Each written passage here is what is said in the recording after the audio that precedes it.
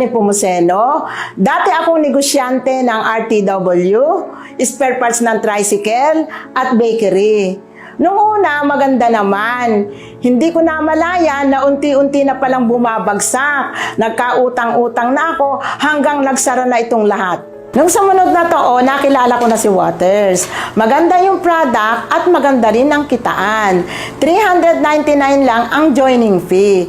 Dito nagsimula ang aming magandang buhay. Nabayaran ko ang aking mga utang, napagtapos namin ang aming anak sa kolehiyo, at nakapagpatayo kami ng panibagong bahay.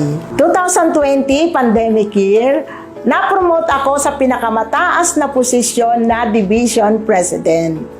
Sipag at tiyaga ang ginawa ko upang marating ko itong posisyong ito. Sa ngayon, kami ay may 3 sasakyan, care of Waters Philippines. Nakapag-travel na rin kami sa iba't ibang bansa, including USA. All expense paid by Waters Philippines.